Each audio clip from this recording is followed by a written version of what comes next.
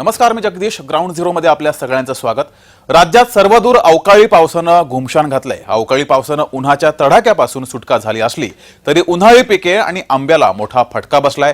पुणे, कोल्हापूर, सातारा, रत्नागिरी, रायगड, छत्रपती संभाजीनगर, लातूर जिल्ह्यात अवकाळी पावसानं हजेरी लावली. वादळी वाऱ्यासोबत आलेल्या अवकाळी पावसामुळे शेती पिकाला कसा फटका बसलाय आणि कुठे किती नुकसान झालंय त्याचा आढावा घेणारा हा ग्राउंड रिपोर्ट. तर रायगडमधील माणगाव या तालुक्यातील लोणेरे परिसरात गारांचा पाऊस कोसळला. जिल्ह्यात अनेक भागात अवकाळी पावसाच्या सरी कोसळल्या. खामगाव, शेगाव परिसरात वादळी वाऱ्यासह पाऊस झाला. महाड, माणगाव, पोलादपूर, श्रीवर्धन या भागात सुद्धा अवकाळी पाऊस झालाय. कडक उन्हाचे चटके बसत असताना अचानक रायगडच्या या भागात वादळी वाऱ्यासह ढगाळ वातावरण निर्माण झालं आणि अचानक अवकाळी पाऊस कोसळू लागला. मागील 3 ते 4 दिवसांपासून बरसत असलेल्या अवकाळी पावसाचा फटका रायगड जिल्ह्यातील उन्हाळी भात शेतीला बसलाय. कापणी करून शेतात वाळत ठेवलेले भात पीक हे अवकाळी पावसानं भिजलं, त्यामुळं शेतकऱ्यांचं नुकसान झालंय. आधीच उन्हाळी भात पिकाचं क्षेत्र कमी होत चाललंय आणि त्यातच पावसानं दगा दिल्यानं शेतकऱ्यांना दुहेरी नुकसानीला सामोरं जावं लागलंय.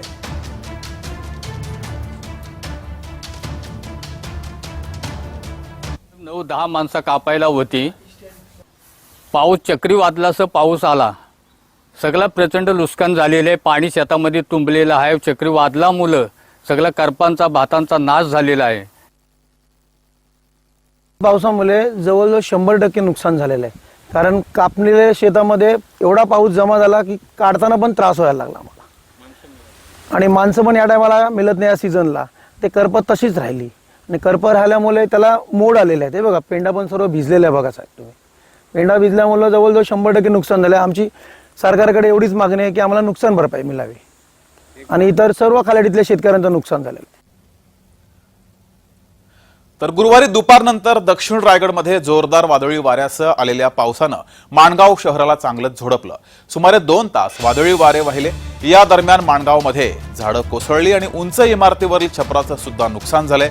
वादळी वाऱ्यानं इमारतीचे छप्पर उडाले गेले. त्यानंतर कागदाच्या कपट्याप्रमाणे पत्रे हवेत उडतानाचा थरार अनुभवून अनेकांना धक्का बसला.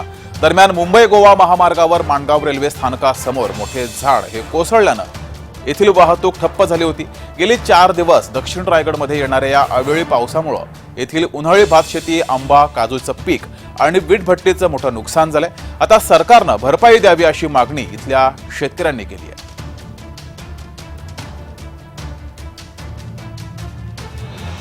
तर इथला आढावा घेतलाय आमचे प्रतिनिधी अजेश नाडकर यांनी. पाहूयात. गेल्या 3 दिवसापासून अवकाळी पाऊस हा दक्षिण रायगडमध्ये सुरू आहे. या अवकाळी पावसाने शेतकऱ्याची चिंता तर वाढली, मात्र सर्वसामान्य नागरिकांनाही याचा मोठा फटका बसला. 2 दिवसाआधी झालेल्या अवकाळी पावसाने उन्हाळ्यात केलेल्या शेतीचं फार मोठं नुकसान झालं.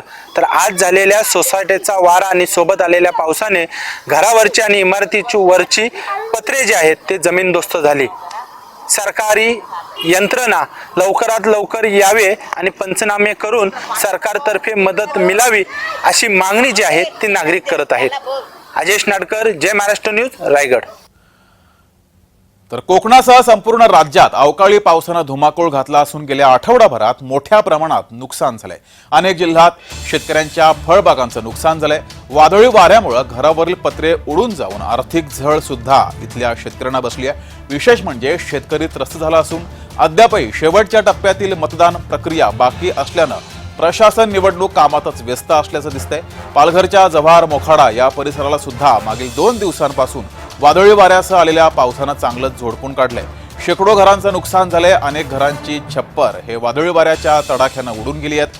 येथील शेकडो कुटुंब सध्या उघड्यावर पडली आहेत. येथील ग्रामस्थांच्या घरासह घरातील साहित्यांचं मोठ्या प्रमाणात नुकसान झालंय. या कुटुंबांच्या उदरनिर्वाहाचा प्रश्न देखील त्यामुळे निर्माण झालाय.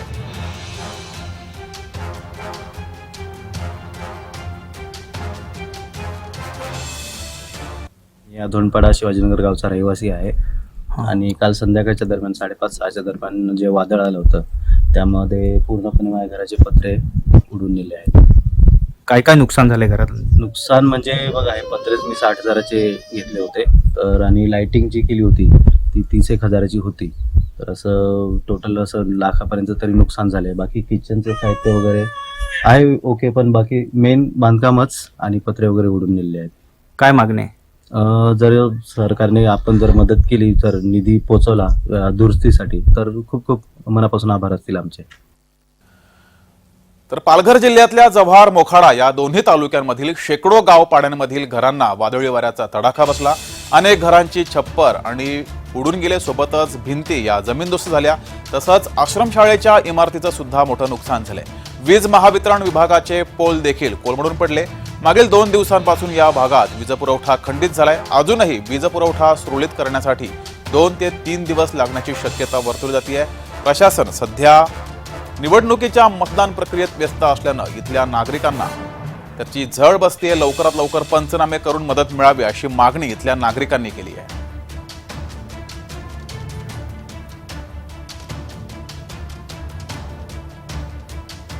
पालघरच्या डहाणू, तलासरी, जव्हार, मोखाडा परिसरात आलेल्या चक्रीवादळासह पावसाने मोठ्या प्रमाणात नुकसान केलंय. गावपाड्यातील हजारो घरं सध्या बिनछपराची झाले आहेत. या घरातील जे साहित्य होतं किंवा घरावरील पत्रे जे असतील किंवा लाकडा असतील ती वादळी वाऱ्यात जवळपास 50 ते 100 मीटर बाहेर फेकले गेले आहेत. या वादळी वाऱ्यामुळे मोठ्या प्रमाणात शासकीय इमारती असतील किंवा शाळा आहेत त्या सुद्धा या पावसाच्या तडाख्यात सापडल्याने मोठ्या प्रमाणात त्यांचं नुकसान झालं आहे. तर दुसऱ्या बाजूला महावितरणचा विद्युत वाहिनींचे सुद्धा पोल पडल्याने मागील 2 दिवसापासून या परिसरामध्ये विद्युत पुरवठा जो आहे तो खंडित झाला आहे. वीज पुरवठा सुरळीत होण्यासाठी जवळपास 2 ते 3 दिवस अजून लागतील अशी माहिती जी आहे ते वीज वितरण अधिकाऱ्यांनी दिलेली आहे. मात्र प्रत्यक्षात सध्या लोकसभा निवडणुकीचं रणधुमाळी जी आहे ती सुरू आहे. 20 तारखेला पालघर जिल्ह्यामध्ये मतदान होणार आहे आणि संपूर्ण जी यंत्रणा आहे ती यामध्ये समाविष्ट असल्याने या शेतकऱ्यांचा असेल किंवा या कुटुंबाचा असेल किती दिवसात पंचनामे होतील याची खात्री नाही. परंतु जे पीडित आहेत त्यांची मागणी आहे की शासनाने तात्काळ पंचनामे करून आम्हाला भरपाई द्यावी. जय महाराष्ट्र न्यूजसाठी विनायक पवार, पालघर. तर याच अवकाळी पावसाचा फटका राजकीय पक्षांना सुद्धा बसलाय. मुख्य रस्त्यांवर झाडं कोलमडून पडल्यानं वाहतुकीसाठी रस्ते बंद झाले होते. त्यामुळे उमेदवारांना मतदारांपर्यंत पोहोचण्यासाठी मोठी कसरत करावी लागली. तर दुसऱ्या बाजूला संपूर्ण जिल्हा प्रशासन निवडणूक मतदान प्रक्रियेत असल्यानं नागरिकांच्या झालेल्या नुकसानीची पाहणी आणि पंचनामे देखील होत नसल्यानं नागरिकांकडून संताप व्यक्त केला गेला आहे.